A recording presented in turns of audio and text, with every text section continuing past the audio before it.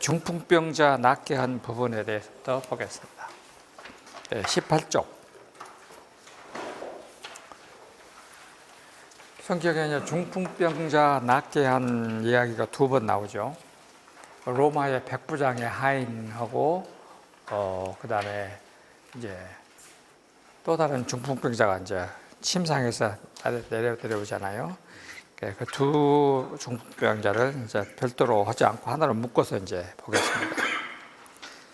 그러니까 그때나 지금이나 사람 사는 동안에 중풍병은 이제 다 있는 것 같고, 지금 현재 영어로 우리가 쓰는 말하고 헬라 말하고 똑같습니다. 헬라 말을 그대로 영어로 음력을 해서 파랄로토스니까, 영어의 패럴리시스니까 패럴라이즈도 똑같은 단어니까 중풍병에 걸린 사람들, 마비된 사람들, 한쪽이 이제 마비된 사람들 이야기를 똑같이 쓰고 있습니다. 그런데 저는 잘 모르는데, 옛날 저희 학교도 약간 언덕 위에 있었거든요. 우리가 108m 약간 산이었어요. 우리 아마 천잠산 높이 비슷한 것 같아요. 그런데 1년 365일 사람들이 와요. 중풍병자들이 와. 그런데 그 사람들이 가만히 이렇게 지켜보면요, 한 3년 걸으면 낫더라고. 참, 이게 걷는다는 게 그렇게 중요한가 봐요. 광주 무등산 올라가는데 보면은 이제 그 중심사 밑에 옛날에는 이제 튜밥도 팔고는 아줌마들이 쭉 앉아있잖아요. 그 사람들 입에서 나온 말이요, 저 사람 3년 전에는 뻑뻑 기어서 갔대. 근데 3년 동안 다니더만 저렇게 걸어서 간다고. 그 사람들 입에서 나오는 말이에요. 그러니까 이제 나는 잘 모르겠는데, 하여튼 나 죽겠어 하고 들어 누워있으면 영혼이 더 아프고, 아무리 아파도 하여튼 가서 길을 쓰고 다시 돌아다니면 낫고 그런 것 같더라고요. 하여튼 그래요. 하여튼 꼬라지가 좀 있어야 사람이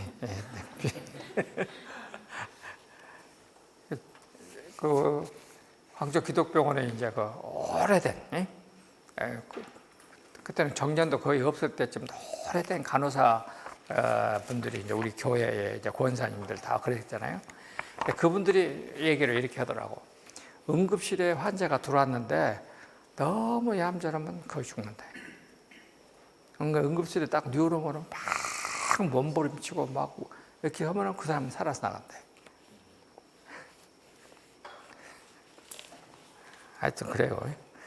나 그 말을 하고 넘어갑시다. 자, 그러면 이 백부장이라는 사람 얘기가 이제 우리가 성경에 많이 나옵니다. 자, 백부장이란 말 그대로 무슨 말입니까?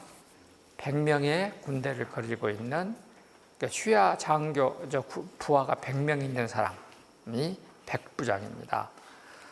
언젠가 이제 우리 전봉종 장군 동학할 때에 동학을 근본 조직을 뭐라고 그랬습니까?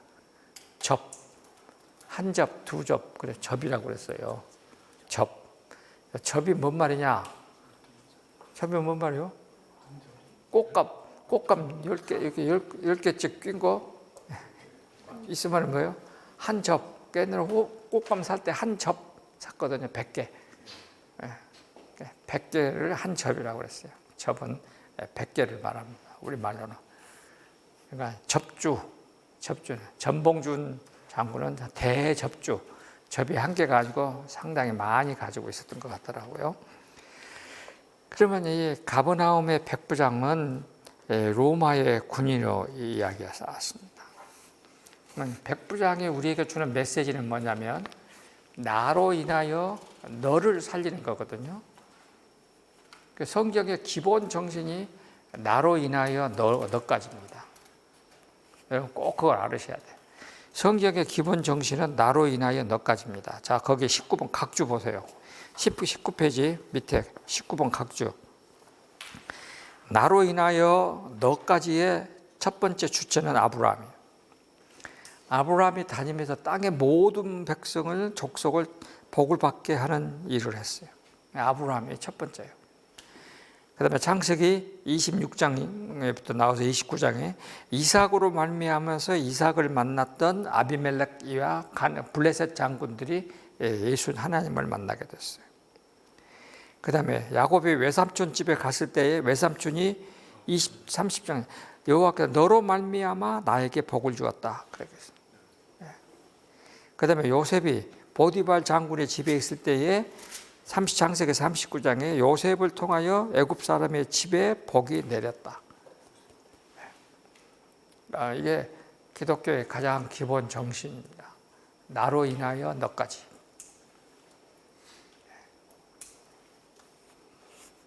제가 하나님을 만나고 이제 한참 은혜에 충만했을 때 하나님이 나한테 묻는 질문이에요. 내가 하늘나라 갔어. 근데 예수님이 나한테 질문해. 너 때문에 예수 믿는 사람이 몇이냐? 깎아보더라고. 진짜 깎아봤어. 그래서 제가 어떻게 한 줄 압니까? 제가 꼭 이랬습니다. 예수님 내가 가서 많이 데리고 올게요. 그래서 뒤로 돌아서 그냥 도망쳐 나왔어. 그 환상을 본 것이 아마 한 20살 때쯤 됐을 것 같아요. 그래서 그때 그 빈손 들고 갔을 때 진짜 깎아보더라고. 그렇게 물어보시는데 보통 일이 아니에요. 하여튼 알아서 하세요. 알아서 하세요. 자, 그것을 했던 사람이 누구였느냐? 이방인이었고 그거를 했던 사람이 지금 로마의 침략자이다. 그러면 이것을 하라고 하나님이 유대인을 선택한 겁니다. 자, 유대인 하나님이 유대인에게 맡긴 가장 큰 사건 이름이 뭐냐? 로마서 3장 2절. 유대인이 해야 될 첫 번째 일. 유대인이 나면 할례 유익이면 범사에 많은 저희는 첫 번째 뭘 했느냐? 하나님의 말씀을 맡은 백성.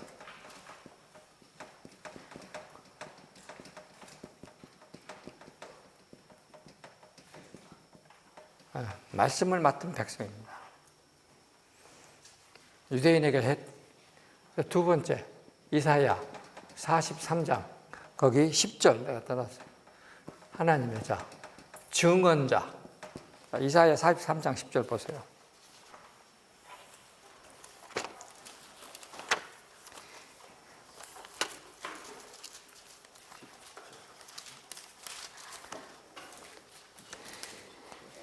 나 여호와가 말하노라 너희는 나의 증인 나의 종으로 택함을 받았나니. 그리고서 42절에 보면 내가 알려주었을 때 구원하였으며 보였거늘 너희는 나의 증인이요 나는 하나님이니라. 그러니까 유대인들은 하나님을 증언하러 증언한 증언자 증언하는 백성이에요. 하나님을 전하고 다니는 증언자의 백성이에요. 그 다음에 세 번째 로마서 우리 11장 14절부터서 25절까지 접붙임의 원목이 되는 겁니다.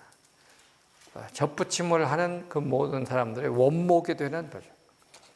그러니까 이스라엘에게 접붙임이 되어서 이방 민족들이 구원을 받도록 하는 그 일, 이거를 했습니다. 근데 유대인들이 했던 일은 요건 오케이, 요건 안 했어. 말씀을 맡은 백성은 했는데 요거도고 요거는 안 했어.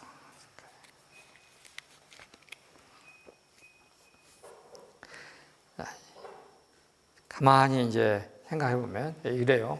그 다음에 여기 네 번째 여기 나와 있죠. 레위기서 25장 55절 하나님의 종의 백성이라고 했어요. 이게 참 성경을 이렇게 읽다 보면은요, 우리가 이런 말들이 책들에 다 있습니다. 다 어떤 책 보면 어느 책에 다 나와 있어요. 근데 책들을 보고 기억하는 것은 기억이 안 돼. 근데 내가 성경을 쫙 읽다가 이런 글자들이 하나씩 눈에 탁탁 들어오면 이거는 안 지져져. 내가 왜 이렇게 기억을 하나? 고민하다가 딱 답이 나오니까 그러는.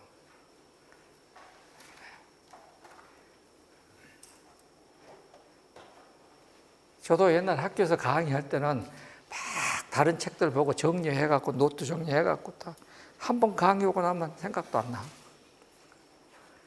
근데 내가 죽으라고 책을 읽고 막 갖고 고민하다가 딱 나오면은 이제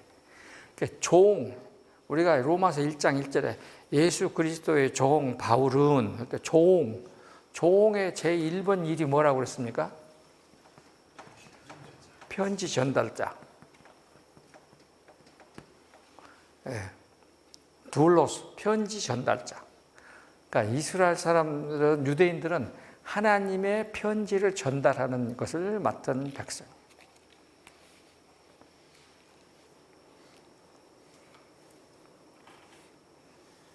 이런 얘기들을 이제 가서 유대인들한테 이제 해야지. 너희들이 보는 성경에 이게 있다. 근데 그 사람들은 이제 로마서 이런 건 그러니까 여기 이사야서나 레위기서. 근데 이사야도 자기들은 잘 안 봐. 근데 유대인들은 요것은 열심히 보니까, 레위기는 열심히 보니까, 야, 레위기 25장 55절 찾아봐라. 너희들은 하나님의 종이라고 그랬다.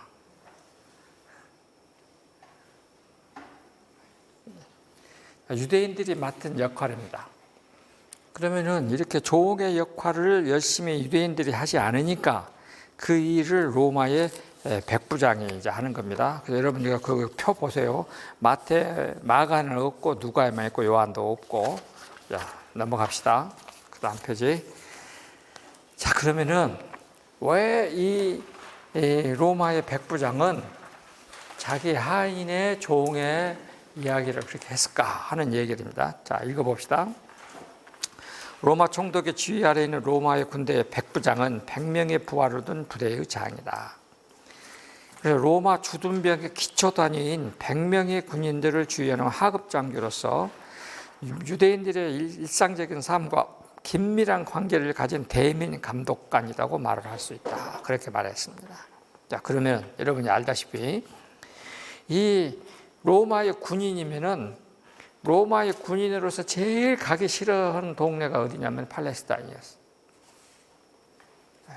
팔레스타인은 가기려고 하지 않았어요. 근데 팔레스타인에서도 예루살렘은 그래도 좀 괜찮아요. 근데 갈릴리는 진짜로 또 제일 안 가. 그러니까 우리나라에 와셨던 선교사들도 미국에서 선교할 때 중국이나 일본은 가려고 그랬어요. 한국은 안 가려고 그랬어요. 언더우드도 맨 처음에 인도로 가려고 그랬어. 그랬는데 인도는 안 된다고 그래. 그러니까 선교사를 포기하려고 했는데 마지막으로 한번 선교부 본부로 갔더니 마침 한국에 선교를 하라고 누가 돈을 좀 맡긴 것이 있다. 너 한국 갈래? 그러니까 가볼까? 하고 한국으로 온 거예요. 근데 한국에 왔는데 자기 형이 부자니까 서울에 이제 있었는데 나중에 남장로교 선교사가 오니까 아씨 촌놈들 남쪽 놈들 야 너 호남으로 가. 그래서 이제 남장로는 호남으로 온 것입니다. 호남으로 오면은 전주 선교부 왕이요. 목포 제 총꽃들 이렇게 돼. 그러니까 목포로 가면 또 총꽃들이야. 근데 실질적으로 선교사 출생지 다 조사해 보면 제가 말하는 것이 100% 틀림없어요. 내가 그냥 헛투루 하는 것 같죠. 다 출생지, 아버지 직업, 그 다음에 나온 학교 다 조사해갖고 지금 하는 말이에요. 그러니까 우리 전라도는 올라고를 안 했어. 이렇게. 그런데 이제 나중에 이제 시카고에서 사무엘 마펫이 와요. 언더우드는 뉴욕 출신이야. 그래, 자기는 스코틀랜드, 뉴욕 출신인데, 저기 이제 하나 왔네. 근데 머리가 아파. 언더우드는 키가 1m 한 65밖에 안 돼요. 키가 적었어요. 사무엘 앞에서 키가 85인가 돼요. 키가 크고 아주 시크하고, 저거. 나 북쪽으로 가. 평양으로 가. 그래가지고 서울에는 자기 외에는 딴 사람이 이때 못하게 했어. 내가 먼저 여기다가 오줌 싸고 근거 놨는데, 이거 확실합니다. 여러분도 그러죠? 안 그런 것 같아도 다 그래, 지금. 그래가지고 나중에 자기 말 잘 듣는 사람만 서울에다가 놔두는 거야. 근데 카나다 사람으로 의사되어 갖고 온 선교사가 하나 있어. 그게 올리버 에비슨이야. 의과대학 서울, 세브란스 이제 4대 원장. 그는 카나다에서 온 사람이니까, 내 말 잘 들을래? 잘 듣는다고. 그래서 옆에 놔둔 거야. 자, 백부장. 지금 팔레스타인으로 왔어. 그것도 갈릴리로 왔어. 그것도 가버나움으로 왔어. 그러니까 제일 가면은 문제가 많은 동네로 오게 된 것입니다. 그런데 이 사람이 왜 거기 와서 그렇게 잘했을까? 여기 보면은 그 사람들이 와서 그러잖아요. 우리에게 회당을 지어줬습니다. 그렇게 말을 하거든. 그러니까 가버나움에 회당이 그 조그만 동네인데 회당이 한 10몇 개 있었다고 그래요. 그 중에 하나는 이 백부장이 지어준 회당일 거예요. 그래서 이제 내가 안 가봤으니까, 어느 누구도 가보진 않았으니까 예수님도 백부장이 지어준 회당에 가서 설교를 했다, 이렇게 합시다. 그렇게 한다고 예수님이 욕오진 않겠지. 난 그렇게 해석을 했어요. 백부장이 지어준 회당에 예수님이 가서 처음에 이제 귀신 들린 사람을 낫게 했을 것이다 생각을 하는 거예요. 그리고 사람들은 아무래도 깨끗하고 좋은 회당에 가려고 했을 것이니까 아마 이 회당은 로마식 스타일로 지어졌을 것이다. 여러 글들을 보니까 그렇게 되어 있어요. 로마식 스타일로 지어진 깨끗한 회당이었을 것이다. 그래서 거기에 백부장이 이제 지어주고 사람들과 함께 늘 만나고 이렇게 돼 있는 것입니다. 그런데 거기 보면은 거기 화살표 밑에 두 번째 패라그раф에 마태복음은 백부장이 직접 예수님께 나아가서 나의 하인이 중풍병으로 몹시 괴로워하나이다 하고 표현한 반면에 누가복음은 그 백부장이 예수의 소문을 듣고 유대인 장로들을 예수께 보내어 그의 사랑하는 어떤 종의 병들을 죽게 되었는데 그 하인은 백부장에게 값진 존재입니다 라고 설명을 했고 백부장에 대한 친유대적인 성향을 추가적으로 설명을 합니다. 그러니까 지금 이 백부장이 말하는 중풍병에 걸린 어떤 종은 유대인이었는지 아니면 아마 유대인 가까운 사람이었는지 잘 몰라. 그러나 내가 보기에는 이 사람은 누구였을까?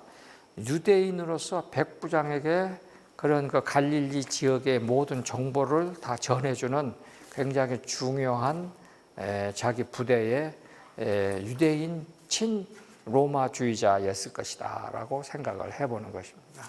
내용으로 볼 때에, 그리고 내용으로 볼 때 누가복음의 기록이 훨씬 더 신빙성이 가요. 그래서 이제 그 다음에 오른쪽으로 갑시다. 15페이지, 21쪽.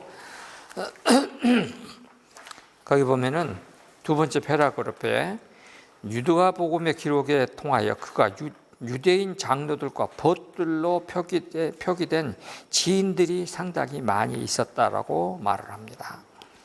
그러면 그 유대인 장로들과 벗들, 거기 보면은 장로들 나오죠. 그 헬라말 보세요.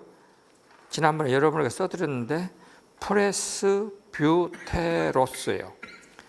우리가 영어로 장로 교를 뭐라고 그럽니까?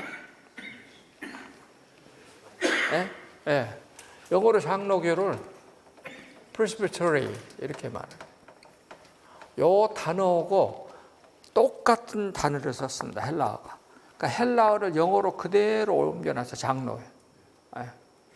그러니까 이 presby라는 이 헬라말 이 증언은 뭐냐면은 복음을 전한다 뜻입니다. 복음을 전한다. 그러니까 장로교는 원래 뭐 하는 교파냐? 복음을 전하는 교파다.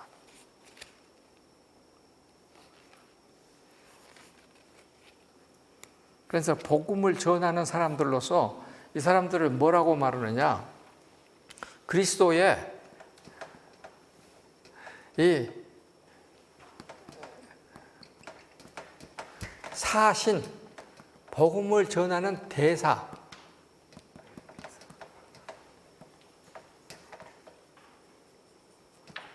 요 단어입니다. 프레스버처리. 복음을, 예수님을 대신하여 예수님의 일을 맡은 대사, 사도들, 대사, 사신, 이런 뜻입니다. 그러니까 여기 계신 장로님들 특별히 예수님의 사신들이야, 대사들이요. 그런 사람들이었습니다. 이런 사람들이 있었다. 그런데 이 백부장이 자기가 그렇게 가까운 사람들이 많이 있었음에도 불구하고 자기는 드러내지 않고, 그러면 백부장은 자기 주둔 부대가 가이사라 빌립보니까, 빌립보 가이사라니까, 그 빌립보 가이사라를 맡은 임금이 누구냐 그러면은 헤롯 안디바거든요. 세례 요한의 목을 자른 그 헤롯 왕이에요. 그러니까 아마 이 백부장의 위에 주인은 둘이요. 하나는 헤롯 안디바 임금이었고, 왜냐하면 헤롯이 하도 많으니까. 헤롯은 헤롯 대왕이 죽고 그 아들 넷이 나라를 나눠 가졌어요. 그래서 갈릴리 지역을 맡은 사람을 우리가 헤롯이라고 나오지만은 헤롯 안디바라고 하는 이 왕이에요. 그래서 꼭 그거 구별해야 됩니다. 그 다음에 빌립보 가이사라에 있는 주둔군 사령부의 사령관, 이렇게 둘이었을 것입니다.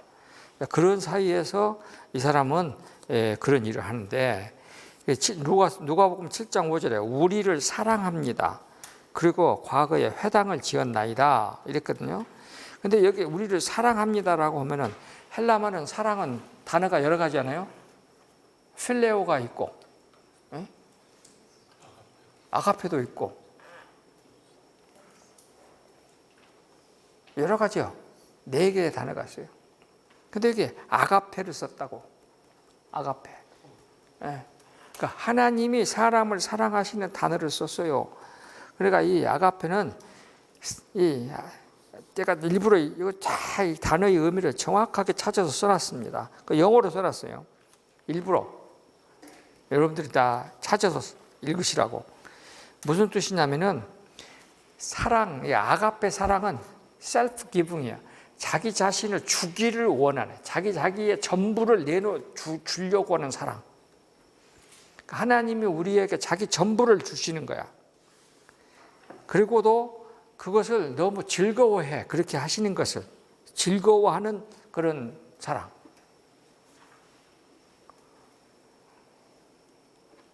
이것을 아가페라는 말로 씁니다. 정확하게 단어 해석이 되어 있는 단어입니다. 꼭 이걸 여러분들이 이해를 하시면 돼요. 아가페라는 단어는 영어 그대로요. 자기가 spontaneously, 그냥 자동적으로 자기의 셀프 기빙이 나오는 거야. 그래가지고 그것으로서 자기가 사랑하는 대상을 완전히 다 자기 것으로 하고 자기가 하나가 되고 pleasure in giving, 자기를 주는 데서 기쁨을 느끼는 사랑. 나도 처음에 우리 집사람하고 연애할 때는 그랬어.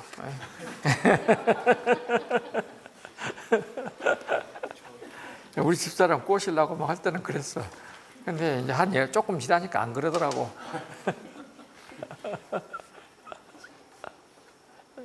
이게 아가페 사랑이에요. 그래서 헬라 히브리어도 거기 다 아하바라고 하는 사랑과 이런 단어로 전부 다 여러분들에게 정확하게 내가 좀 잘 찾아 놓았습니다.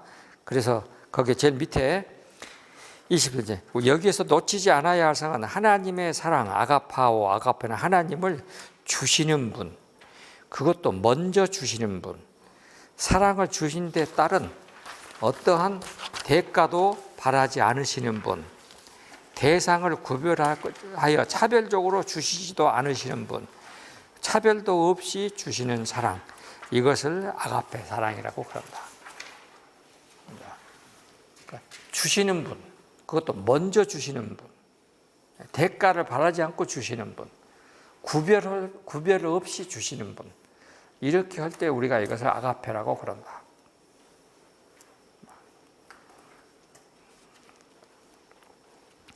누가복음은 백부장의 유대 사랑을 이렇게 표현을 했고, 그래서 쭉 이제 근데 자기가 그러면 왜 회당을 지어줬을까 생각하는 거예요.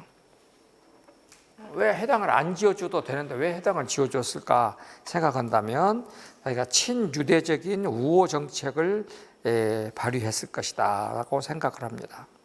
그러니까 자기가 유대 갈릴리 지역 사람들이 하도 뻗치니까 그 사람들을 잘 달래려면은 회당을 지어줘 갖고 친유대 정책을 벌리면 나중에 통치하는 데 도움이 많이 됩니다라고 아마 진정을 넣었겠지. 상부에다가 보고를 했고, 그러니까 상부에서도 그다음에 그러면 거기 반란이 안 일어나게 하려면은 그거 해도 좋다, 승인을 해줬을 것이다. 저도 이제 군대 생활을 해봤으니까 이런 거 이제 다 감안해서 지금 얘기를 하는 것입니다. 자, 이렇게 했습니다. 이렇게 해가지고 다 했다. 이제 그러던 시절에 이제 하나님이 나타났다. 그 다음에 23쪽 갑시다.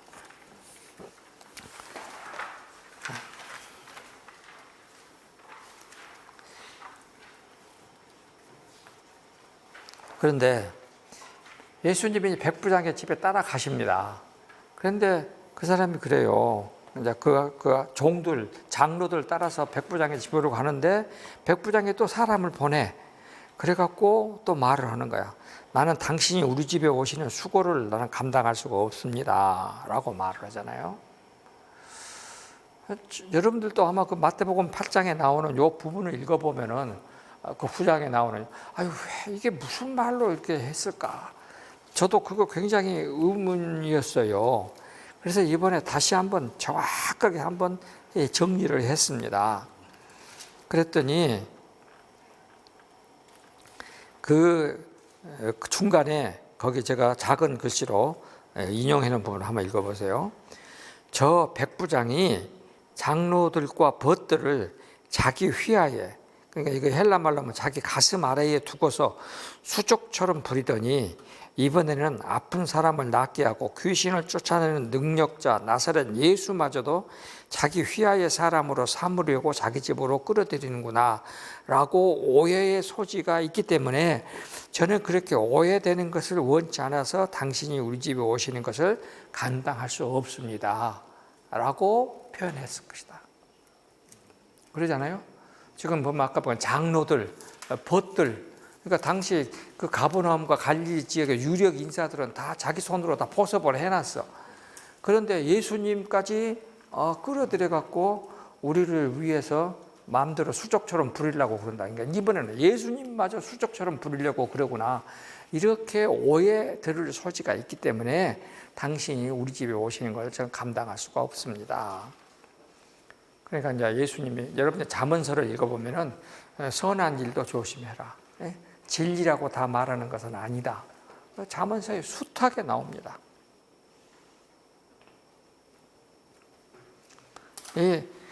뭐라고요?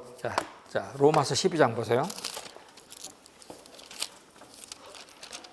로마서 12장. 특별히 14장 봅시다. 14장.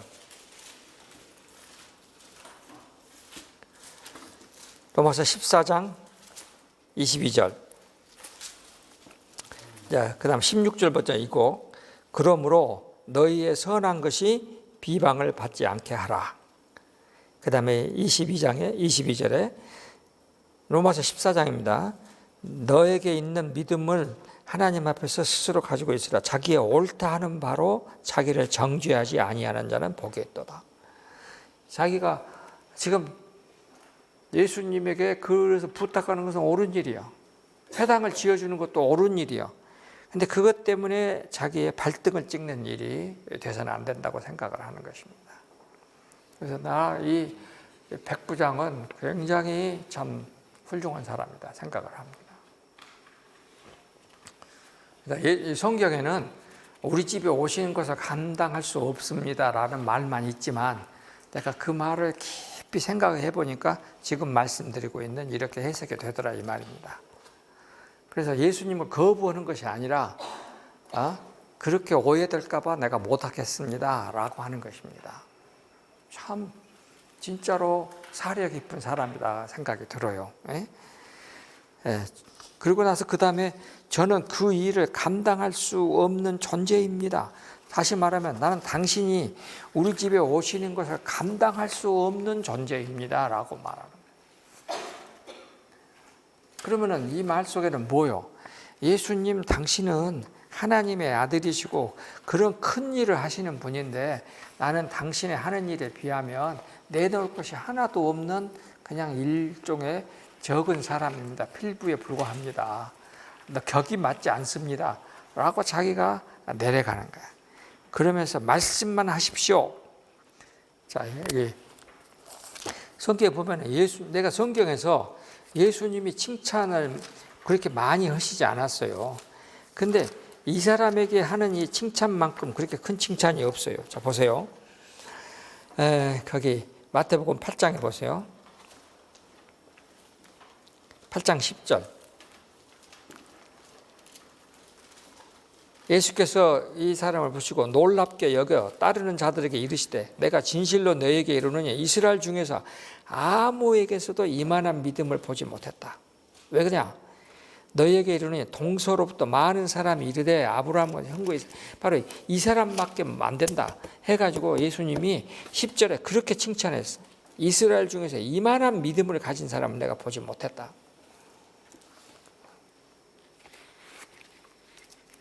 이 사람은 군인이요. 아마 여러분들도 아마 그 군대 생활할 때 딱 가서 보면 내후반에 가서 보고 하면은 저는 이제 연대 본부에서 인사과 행정 많이 했습니다. 나 상당히 괜찮은 동네에 있었어요. 나 월남에 갔더니 병력계 갔어요. 딱 병력계 갔더니 여기 논산훈련소 근마 27년 때 갔더니 내 인사과 사병계 딱 갔더니 우리 고참에 딱 군대 빠따 세던 거 빠따 많이 맞았어. 군대에서 빠따가 많이 맞는 데는 돈이 많은데 너 이 새끼야 이거 3년 있으면 집 3채 사갖고 나간다. 그렇게 돈이 많이 생겼냐고요. 월남에 갔더니 병력계 딱 가니까 병력계는 항상 연대장 옆에 차를 같이 타.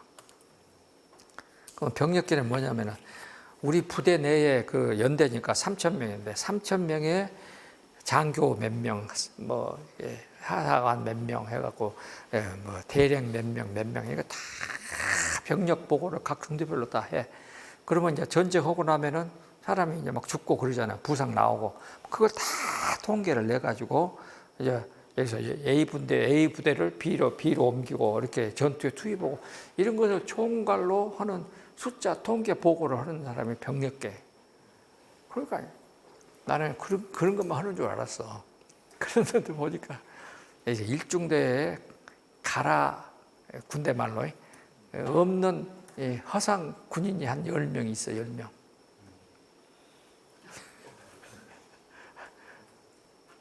우리나라 지금 그런 데 있어요. 어딘 줄 압니까? 내가 말하면 안 되겠는데 이거 녹음하지 말어.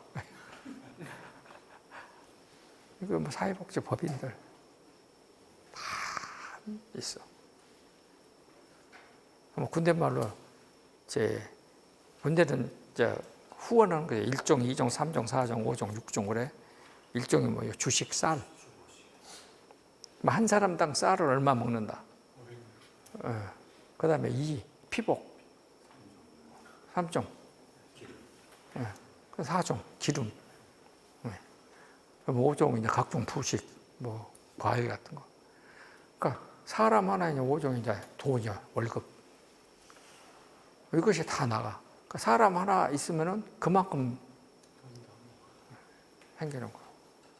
그럼 그 10명이 못지 되겠어. 그러니까 병력 끼고 짜. 그래갖고 없는 사람 막 넣고 빼고. 나는 그 짓은 안 했어. 근데 병력 끼면서 무엇을 했느냐. 이제 죽어. 죽으면 이제 그 집으로 맨 먼저 당신 아들이 몇 월 며칠 날 어디 전투에서 이렇게 해서 죽었습니다 하고 전보를 보내. 그걸 했어. 그러면 그 집에서 난리가 나갔지. 그래갖고 이제 전쟁 그 작전 한 일주일 열흘 끝나고 나면은 부대에 들어와갖고 그 전사자의 유품이 있으니까 쓰는 물건 그걸 이제 수거해갖고 그 소포로 이제 집으로 보내. 그러면 이제 진짜 난리가 나갔지. 이제 죽은 사람 시신을 이제 화장해가지고 미군 부대에서 화장을 해가지고 회수해갖고 그걸 이제 박스에 넣어서 또 보내. 그러면 이제 국군 묘지로 가는 거예요. 그걸 했어. 그래서 나 제대하고도 한때는 6월 6일 날이면 동작동 많이 갔어. 그때 내가 이제 이름 보냈던 사람들 많이 보러 가고 그랬어요. 그래 이제 군인이라고 하는 것은 뭐예요? 상관 얼굴 몰라. 우리 사단장이 연대장한테 명령하는 건 나 듣지도 않았어. 그런데 연대장이 사단장이 이렇게 말했다고 중대장한테 말하고 중대장은 소대장한테 말하고 소대장은 우리 소대원들한테 말해도 우리는 그것을 복종해. 이것이 믿음이요. 그러니까 이 예수님이 놀라는 거예요 지금. 이거 진짜 믿음이다. 그러니까 우리는 보고 믿으려고 그러는데 이 연대장은 말만 듣고도 믿는다 이거야. 이게 진짜 믿음이요. 그러니까 믿음을 설명할 때 지금 제가 여기다 써놓은 요 얘기만큼 정확하게 설명한 것이 없어요. 이만한 믿음이 없다.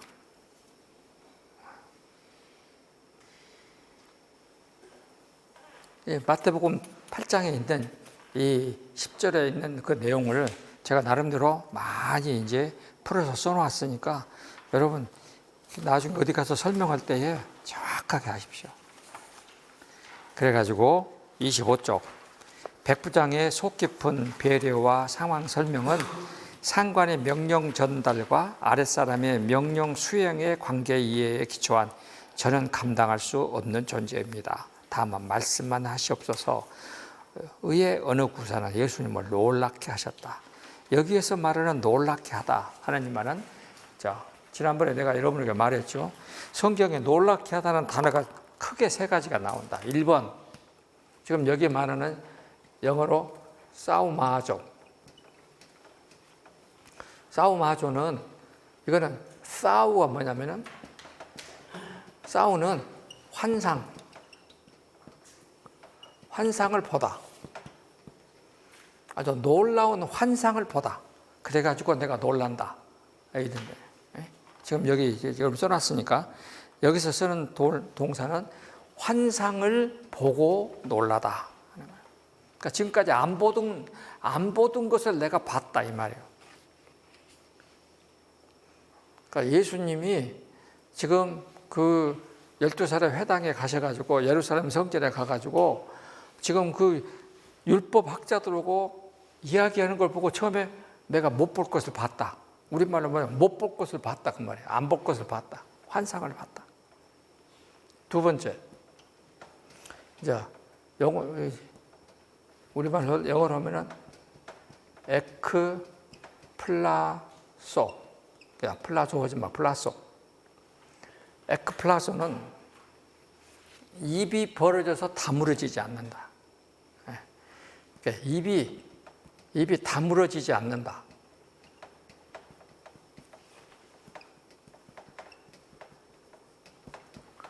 그런데 가까이 갔으면 처음에는 멀리서 그 높은 사람들하고 아들이 얘기하고 있으니까 예수님이 부모님들이 그걸 보고 야 이거 큰일 났네.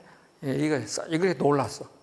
그런데 가서 보니까 그 사람들이 바로 그 사람들하고 얘기를 하는데 아이 그 유대 학자들이 예수님한테 쫄쫄매. 그러니까는 예수님의 어머니가 입이 다물어지지 않아서 누가복음 2장에 나오는. 세 번째 놀래. 세 번째는 엑시스테미.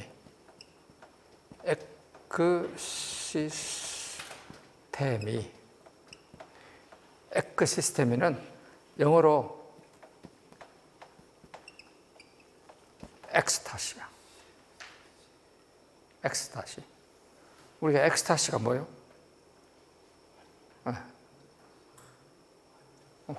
환각 상태에서 에크는 밖으로.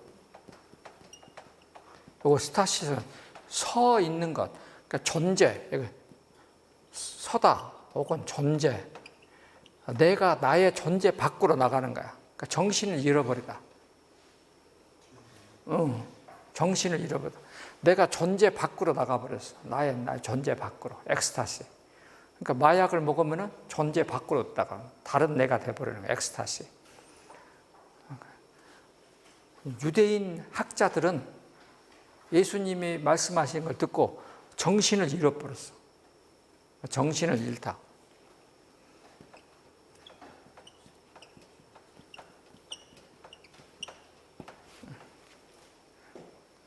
이렇게 해서. 근데 우리나라 말은 전부 다 놀라다. 그러니까 이 놀라다의 이 정도가 엄청나게 차이가 나는데 이것이 구별이 안 돼.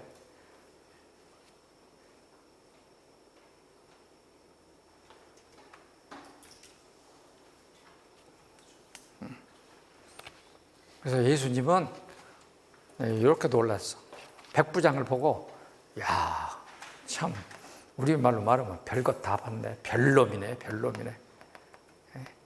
전혀 보이지 않는 새로운 모습을 봤다 그 말이에요. 그래서 내가 이만한 믿음을 내가 처음 본다 하시는 거지.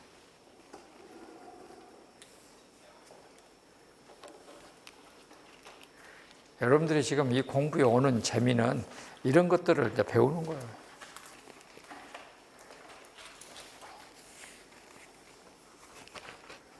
아마 어찌 보면은 여러분들도 예수님을 만나는 과정에서 이렇게 변하는 거지. 처음에는 교회 가갖고 입이 딱 벌어질 만큼 재밌는 일 많잖아. 새로운 거 보고. 나는 교회 처음에 갈 때 이쁜 여자들이 많아서 많이 갔어. 새로운 것을 많이 봤으니까. 환상을 봤어. 그러다가 나중에 설교를 듣고 예수님을 만나니까 입이 다물어지지가 않았어. 나중에 이제 진짜로 정신을 잃고 예수님 따라댄 게 지금까지. 이렇게 되는 거예요.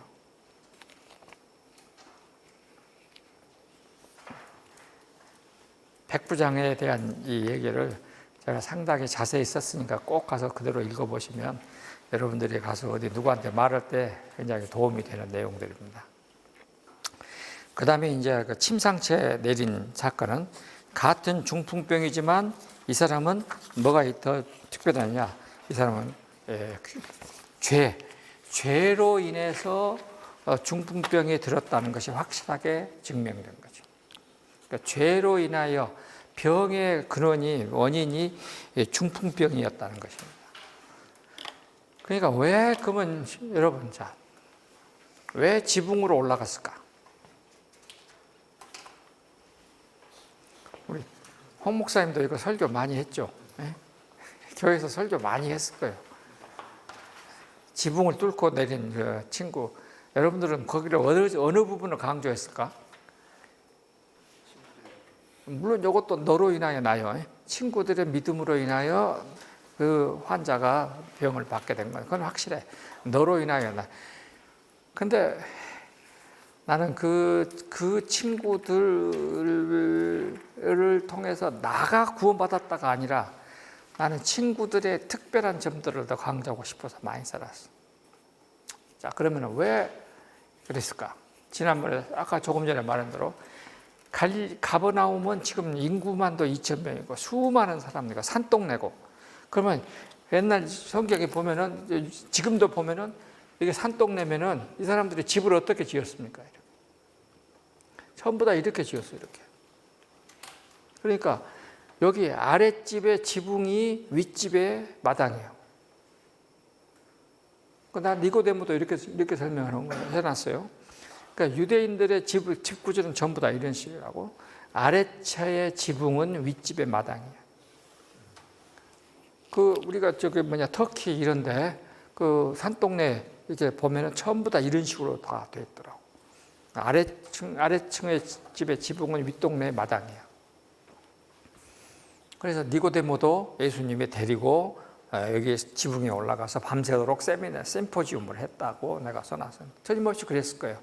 그러니까 3월달 말 4월달 저 따뜻한 햇볕에 하루 종일 이 지붕이 다 달궈져 있고 거기에 밤새도록 니고데모가 앉아서 예수님하고 대화해도 별로 크게 추위도 없고 그래서 예수님이 니고데모를 데리고 갔고 예수님도 그렇게 니고데모도 예수님과 밤새도록 여기서 대화를 나누고 싶어서 낮에 안 가고 밤에 찾아갔다고 생각을 했어요. 마찬가지요. 그러면은 유대인들의 지붕이라고 하는 것은 가지를 대고 여기다가 회를 발라놨으니까 회를 발랐어요. 그 회를 걷어내면은 얼마든지 지붕이 쉽게 뜯어지고, 그러니까 이 친구들은 요거 뜯어내는 공사하는 비용, 그 다음에 나중에 요것을 했을 때 생기는 또 뭐가 있거든요. 남의 집을 훼손했으니까 법적 책임, 이런 것 등등을 다 감안하고 갔을 것이다.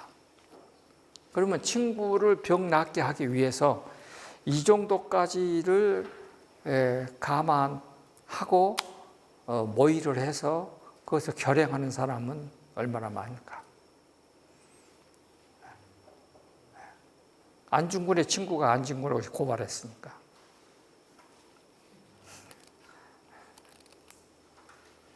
상당히 나는 그 친구들의 그 상황 판단이 너무 좋았다고 생각을 해요. 왜냐하면은 지금 예수님의 집에 문 입구로는 도저히 못 들어간다. 너무 사람들이 많아가지고 침상을 들고 침상째 있는 친구를 어떻게 그것을 운반해서 데리고 가냐 이거야. 그러니까 지붕을 뚫고 내리는 방법인데 이걸 할 때는 이제 시끄럽고 나중에 사람들이 와서 말릴 것이고 막 욕할 것이고. 근데 성경은 이제 그런 얘기를 안 써놨지만은 분명히 그 과정에서 너 뭐하냐 하고 주변에서 사람들이 말리고 막 난리 났을 거예요. 근데 그걸 다 감안해서 무리치고 끝까지 묵묵히 그래서 예수님 친구를 달아내렸다. 그러면 침상채 달아내릴 뻔했으면은 그렇게 길게 뚫었을까? 네. 하여튼 상당히 길게 뚫었겠지. 그 정도를 하면은 집을 새로 지어주는 거나 마찬가지일 정도로 그런 그 경제적인 것도 책임지려고 하고, 그러면 친구의 구원을 병 낫기를 위해서 지금 그렇게 하는 사람이 얼마나 있을까 생각을 해보는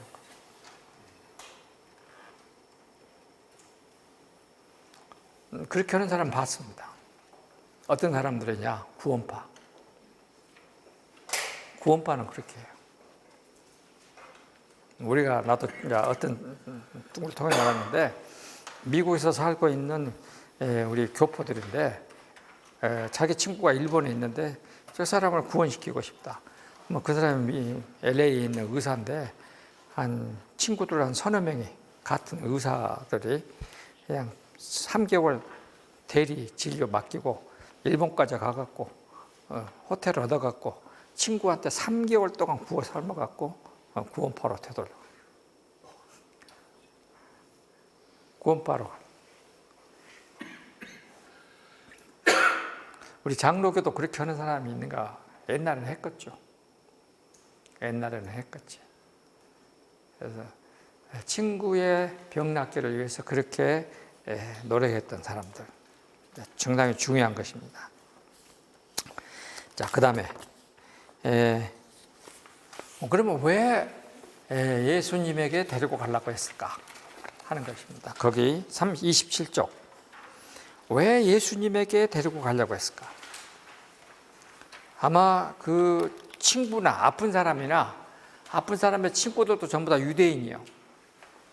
그런데 그 사람들이 예수님에게 데리고 가려고 했다는 것은 결국은 뭐였겠습니까? 예수님이 지금 가버나움에서 했던 모든 그 병치료 얘기를 수없이 들었고, 그 들은 얘기에 참가해서 희망이 예수님에게 밖에 없다라고 생각을 해서 지금 거기에 이제 가는 거 아겠습니까? 그렇게 해서 예수님에게 갔습니다. 그러니까 이 사람들은 예수님에 대한 정보를 많이 수집을 했고 예수님밖에 없다고 판단해서 예수님에게 의지하기로. 그러면은 이제 우리는 그렇게만 설교하면 안 돼요. 그 다음에 설교해야 돼. 그 다음에 뭐예요? 당시 예수님은 이단이요.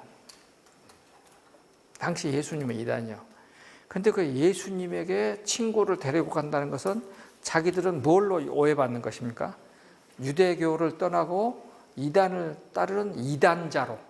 그러니까 유대교에서 축출돼서 옳지 쫓겨나는 그러한 사회적인 몰락을 가져올 수 있는 선택이야. 그걸 꼭 설명해 줘야 돼. 예수님에게 친구를 데리고 간다는 것은 자기들은 사회적으로 자기들의 매장을 각오하고 데리고 갔다는 거야. 내가 그거 다 써놨어요. 자세하게 써놨어요. 읽어보세요. 다 그 써져 있어. 그러니까 예수님은 왜 그 지붕을 뚫는 것을 왜 몰랐겠을까? 분명히 알았겠지. 막 지금 앉아서 얘기하고 있는데 그냥 위에서 그냥 이게 그 난리가 쳤으니까. 그러면 먼지는 안 쏟아졌겠어? 그런데 예수님은 그렇게 뭐 가만히 지금 참고 기다려주고 그랬잖아. 그러니까 그것은 예수님에게 마지막 희망을 두고 유대 사회에서 우리는 이제 쫓겨난다. 우리는 이제 예수님 쪽으로 기운다. 라고 하는 굳은 의지의 표현으로 지금 받았다 이 말입니다. 그러니까 친구를 위한다면 거기까지 우리가 위한다 하는 것입니다. 28쪽.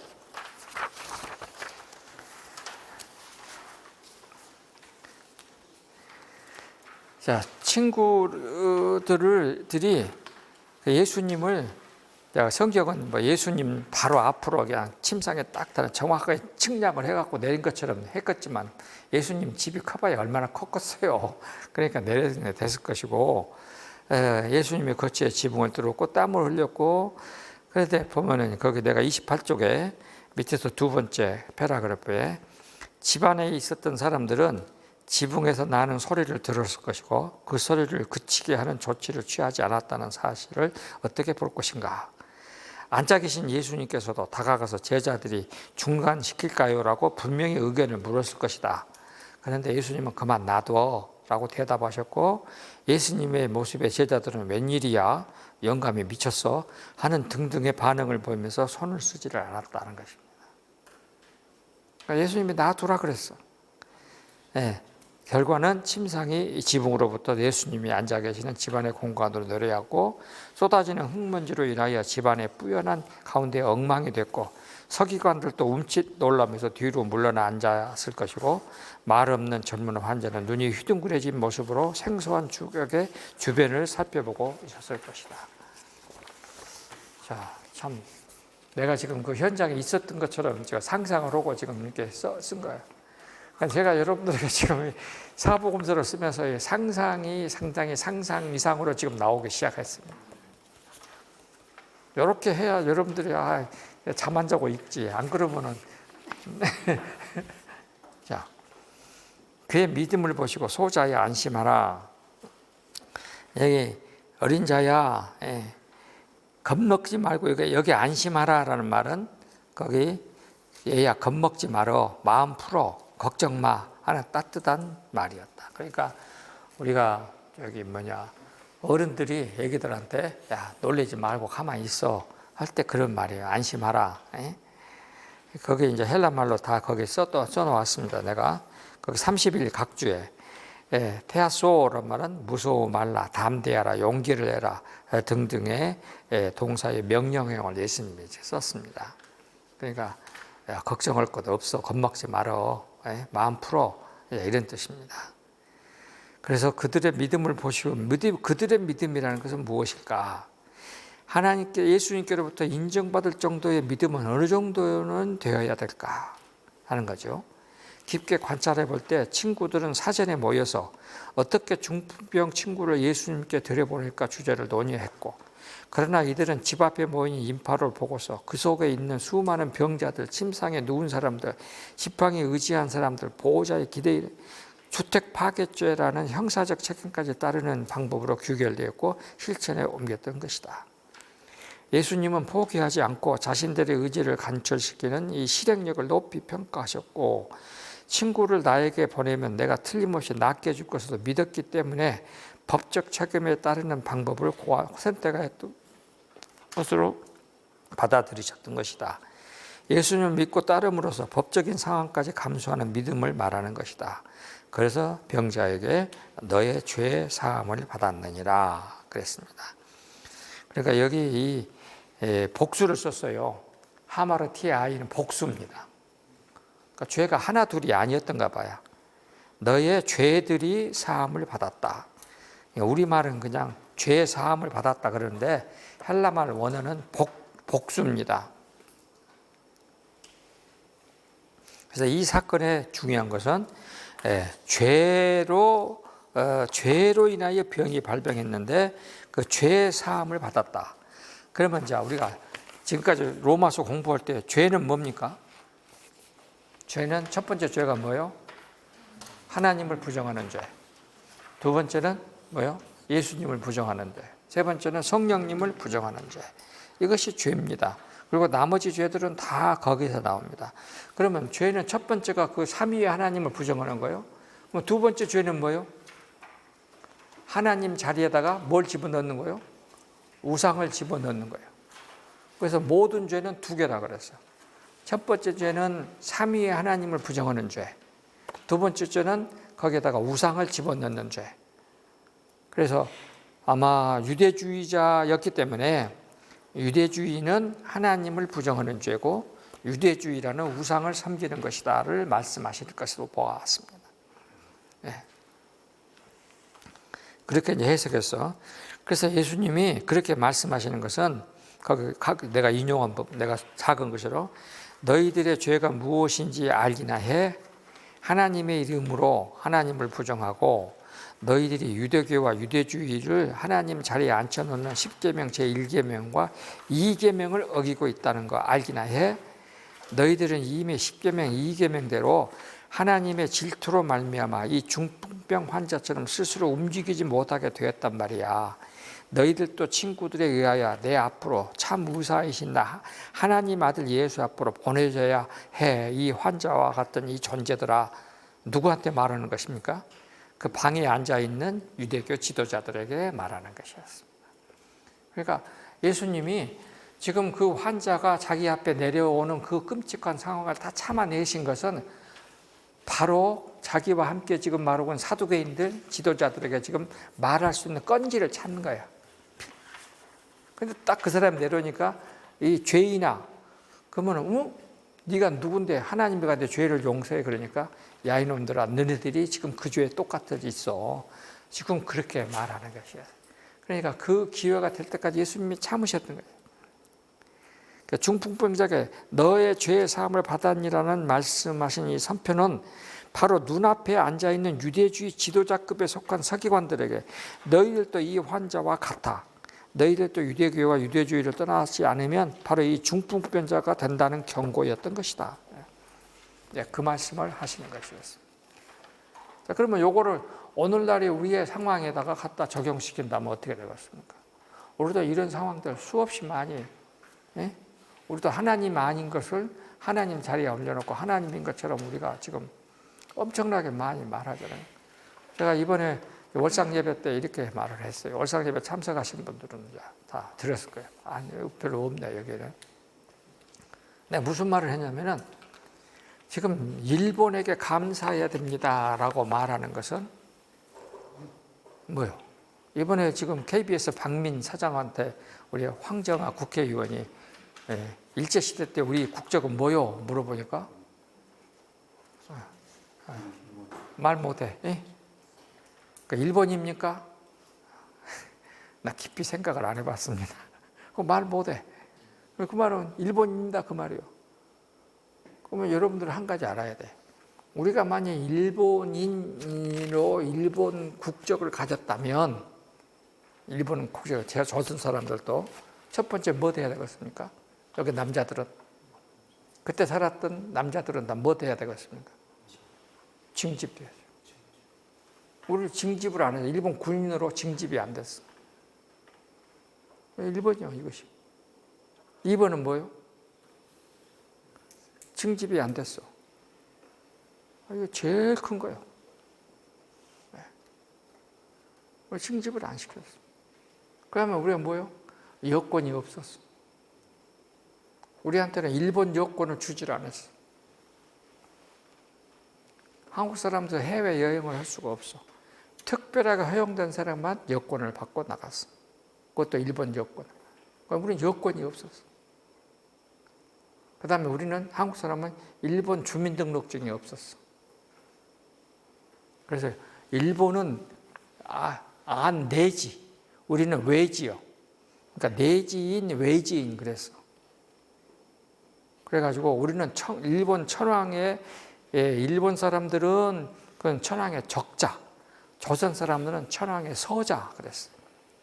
그래가지고 1937년에 한국의 모든 지도자들이 그 대동아 전쟁 나고 나서 전부 다 우리도 일본 천황의 군인으로 징집해 주십시오라고 막 데모를 해갖고 강제로 징집이 됐어. 그러니까 우리를 일본 군인으로 징집해 준 것을 감사합니다라는 시국 대회를 한국 목사들도 다 했어. 그것이 다 나와 있어. 그래서 우리가 이제 드디어 일본 천황의 서자에서 적자가 되게 해준 것을 감사합니다. 우리 조선 청년들도 일본 군인이 됐다라고 일본 해병 사령관, 해군 육군 사령관에 감사 편지, 감사 전보 보내고 하여튼 좋게 말해. 우리는 일본 시민이 아니었어. 그러니까 일본 광산에 뭐대 다 조선 노동자를 갔는데 월급을 안 줬어. 왜? 시민이 아니니까. 그래서 지금 달라고 해도 안 주잖아.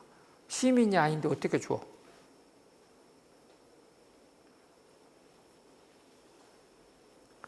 아마 이런 얘기를 역사 시간에 배워야 되는데 중고등학교 역사 시간에 여러분들이 지금 내가 하는 말을 배워본 일이 없을 거예요. 지금 처음 들을 거예요. 우리가 그래요. 이렇게 살아. 참 허무맹랑한 짓을 많이 했어.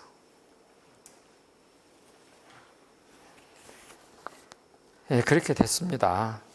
그런데 교회들은 나서갖고 그거 좋다고 신사참배하고 그랬다고. 그러면 만일 우리가 일본 사람들이었다면 신사참배를 아는 사람이 나쁜 놈이요, 한 사람이 나쁜 놈이요. 그러면 주기철, 손양호는 좋은 사람이 나쁜 사람이에요.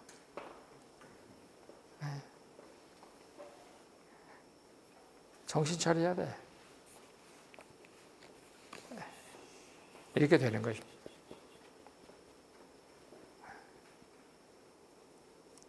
여러분들이 한 가지 알을 것이 있어요. 이 만경강 강둑을 1927년에 20년에서 27년까지 300mm 비가 날마다 와도 물이 넘치지 않도록 수리 안전담을 만들었어. 27년까지 해서. 그래가지고 28년에 지금 익산, 김제, 전주 사람들은 그 안전답이 자기들이 이제 그걸 가서 매입할 줄 있을 줄 생각을 했어. 그런데 일본에서 60일 농업 이민이 도착을 했어. 그래갖고 지금 대장촌부터 시작해갖고 김제, 요리 다 지금 저기 동진강에 다 그 일본 농사 지주 회사들이 61개가 세워졌어. 그 사람들이 전라북도 경작 가능한 논과 밭 총 면적의 16%를 가져갔어.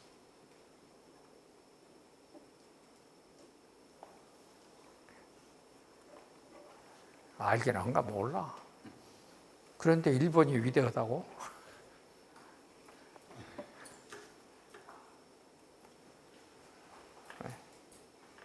그런데 거기다가 신사참배 해야 된다고 가서 막 그러고 그래. 거기에 앞장선 목사가 2사람 나왔어. 대한민국 전체에서 앞장선. 한 사람은 무주 사람, 한 사람은 김제 사람. 나는 그래서 전라북도 사람 안 좋아라 그래.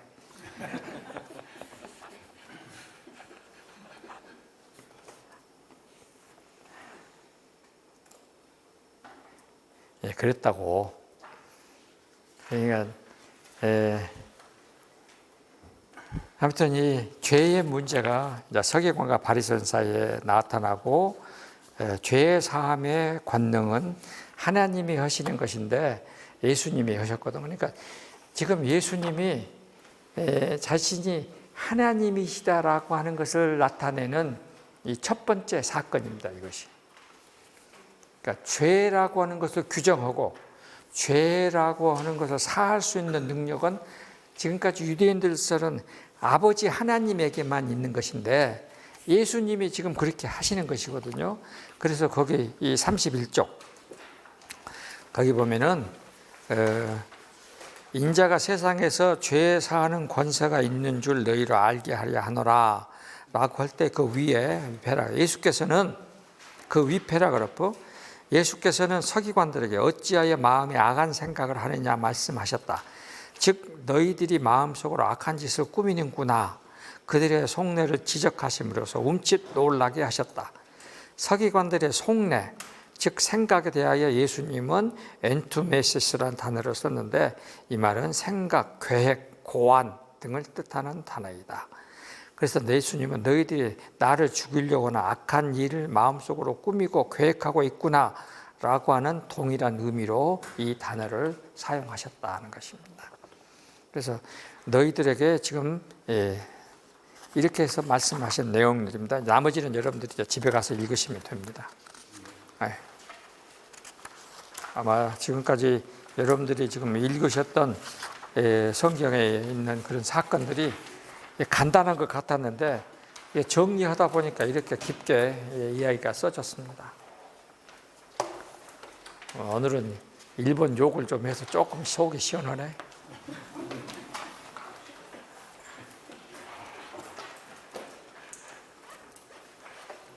자, 기도하고 마칩시다.